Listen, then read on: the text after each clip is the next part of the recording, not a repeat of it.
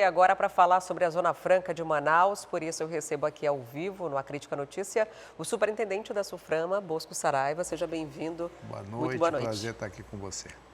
A gente vem de um ano de faturamento recorde agora, em 2024, foi 204 bilhões, estou arredondando, foi um pouquinho mais que isso, né? 204 bilhões de reais, um faturamento recorde para a Zona Franca. E entrando em 2025 com reforma tributária, né? Com algumas coisas sendo definidas. Qual é a projeção para esse ano, vindo de um ano que teve bons números? Nós tivemos uma resposta muito positiva, Dani, já em 2024, daquilo que foi a reforma tributária da PEC. Quando a gente aprovou em dezembro de 2023, nós tivemos, durante o ano de 2024, 150 novos projetos aprovados, dos quais 59 são novas empresas que vão se implantar aqui. Isso dá conta exatamente deste faturamento. Nós saímos de 113 mil trabalhadores diretos para 127 mil. Foram 14 mil novas vagas, novos postos de trabalho criados nas fábricas do Polo Industrial de Manaus. A perspectiva para este ano de 2025, com a regulamentação da reforma tributária aprovada nos moldes que foi em dezembro do ano passado, é muito melhor, é 2 vezes mais ou 3 vezes mais do que foi o que aconteceu em 2024. Essa é a nossa perspectiva. A gente teve um aumento, esse valor todo significa em torno de 16%, né, comparando com o ano anterior. Você acredita que foi essa reforma a primeira que fez com que esses números fossem mais positivos? Sem dúvida. Em 2023, nós tivemos, nas conversas que tínhamos com investidores, eles sempre diziam para a gente, vamos deixar a reforma tributária, ver o que vai acontecer. Lembre-se bem que havia muita dúvida, muito debate, o que ia acontecer, foi muita insegurança e o investidor não aporta recurso onde ele não tem segurança. Aquela insegurança jurídica foi eliminada em 2024, em 2023 com a PEC e definitivamente com a regulamentação nos moldes que foi aprovado em 2024, liquidou de vez, nós teremos aí os próximos anos de forma alvissareira, não tenho nenhuma dúvida. Tanto que nós estamos preocupados agora com a infraestrutura da cidade de Manaus, nós estamos preocupados com novos espaços para a implantação de novas fábricas, espaços físicos, terrenos para a implantação de novas fábricas que haverão de aportar na cidade de Manaus.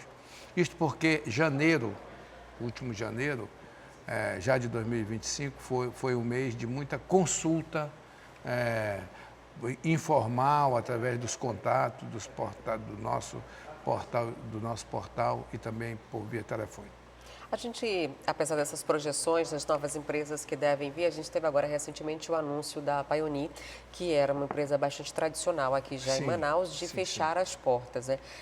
Já era previsto que isso acontecesse? Não era previsto, mas a Paioni, eu visitei a Paioni eu visitei ano passado a linha de produção, eles já tinham parado 2 linhas e este ano eu fui lá, quando a notícia foi veiculada, eu fui visitar preocupado com os trabalhadores.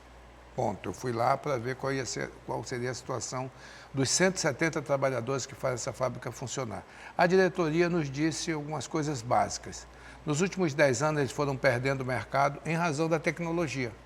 Perderam para a tecnologia chinesa, o avanço da tecnologia chinesa.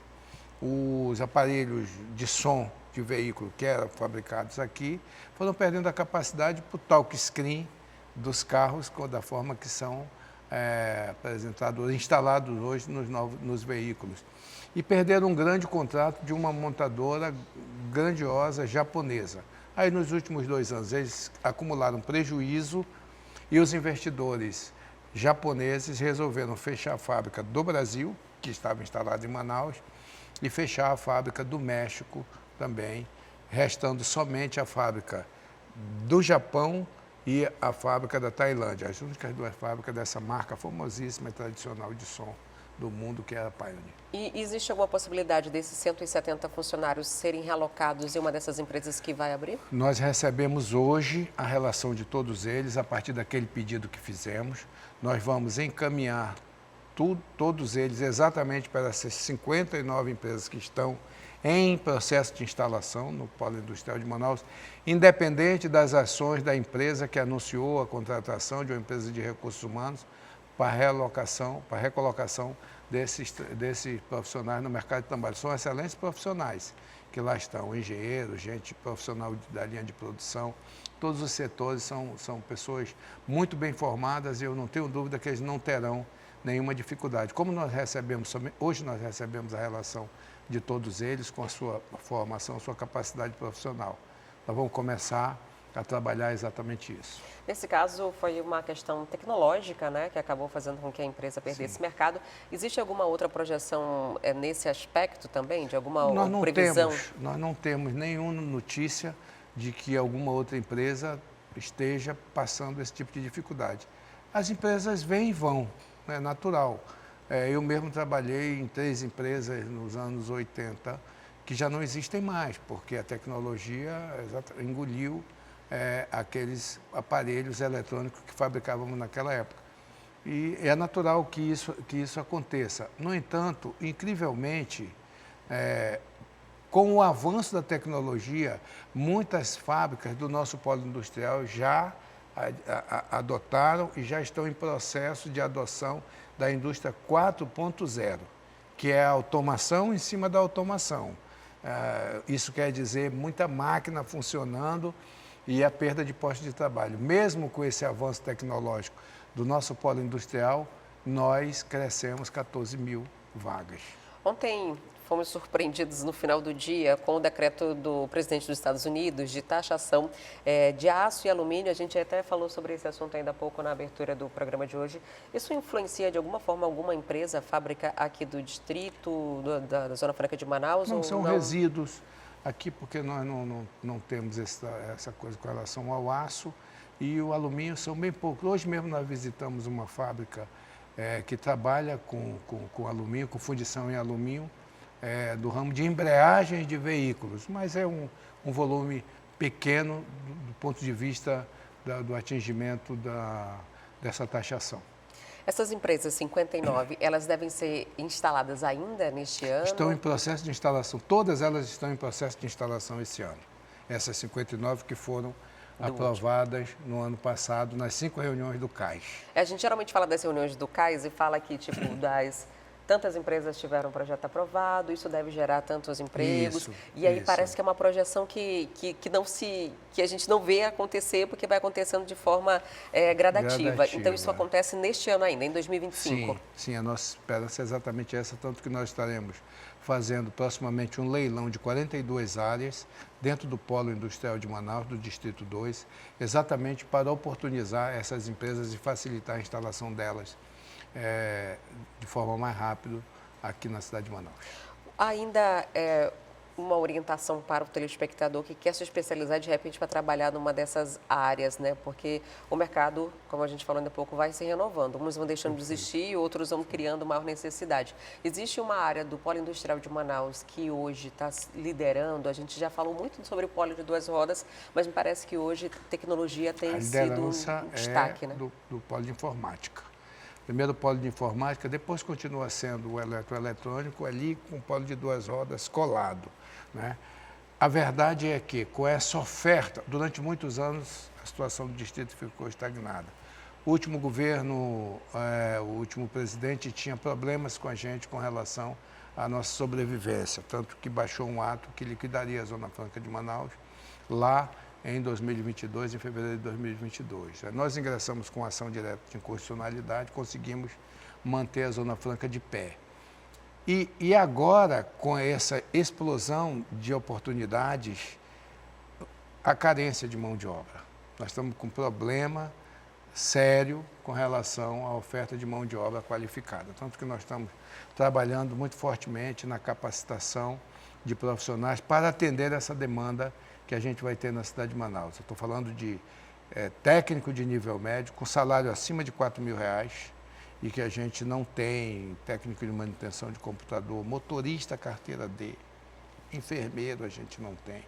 Quer dizer, uma série de profissões que as fábricas estão requerendo e que, infelizmente, não tem disposição e oferta na cidade de Manaus. Nós estamos trabalhando alguns projetos, inclusive, de convênio, dentro da SUFRAMA, alguns convênios para que a gente possa abastecer o nosso mercado.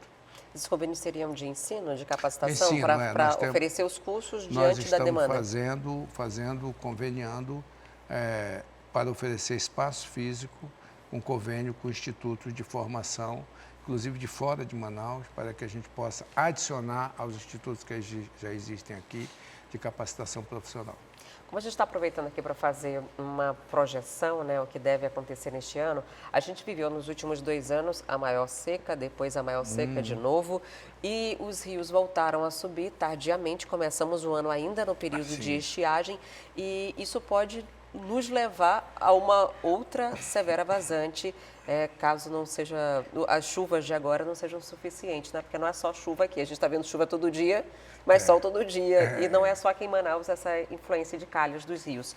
A indústria está se preparando para uma possibilidade de uma outra vazante muito severa? Para este ano, eu me avistei na semana passada com a turma da UEA, do seu Instituto de Meteorologia, um laboratório de meteorologia que foi o que previu, em março do ano passado, a seca.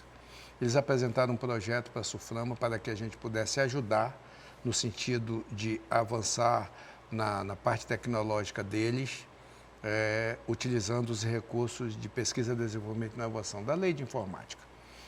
E eles me disseram que até aqui as previsões deles são de regularidade para 2025. Não deveremos ter, pelos indicadores que eles têm, nenhuma atribulação nesse sentido.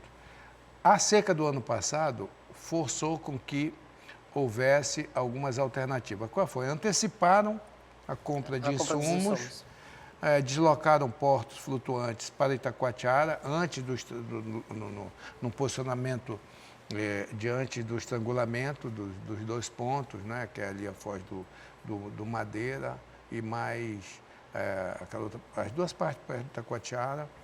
Então, a gente não deve ter essa tribulação. Além do que, os equipamentos de dragagem estão trabalhando. Eles trabalharam, os próximos 5 anos, eles estarão em permanente dragagem nesses 2 pontos de estrangulamento para os navios de grande calado. Então, a gente não deve ter essa atribulação esse ano. E as empresas, como já executaram a antecipação no ano passado, a empresa que eu visitei hoje, ela está com os estoques lá guardados. Eles estão sempre com o pé atrás, porque a Amazônia é imprevisível. Nós temos efetivamente imprevisível, né? Eles estão lá com o estoque deles para não ter falta de abastecimento de lingotes para preparar as embreagens de motocicletas e de veículos. Antes da gente encerrar, a gente falou dos 16% de aumento, né, no faturamento de 2023 para 2024, agora já tem reforma previdenciária, já tem garantias legais. Há uma previsão que vocês trabalham de aumento de faturamento da indústria? Não tenho dúvida que nós iremos alcançar não só números elevados de faturamento, assim como nós vamos perseguir quebrar o recorde de vagas de postos de trabalho no Distrito Industrial. Muito obrigada por sua visita aqui no Acrítica Notícia, por trazer esses esclarecimentos para a gente. Eu que agradeço. Muito boa noite a todos. Recebi hoje aqui no estúdio o Bosco Saraiva, superintendente da Zona Franca de Manaus. Quer ficar por dentro de todas as notícias da programação de Acrítica? Então já se inscreve no nosso canal, ativa aí o sininho para receber todas as notificações e não perder nenhum conteúdo. E até o próximo vídeo.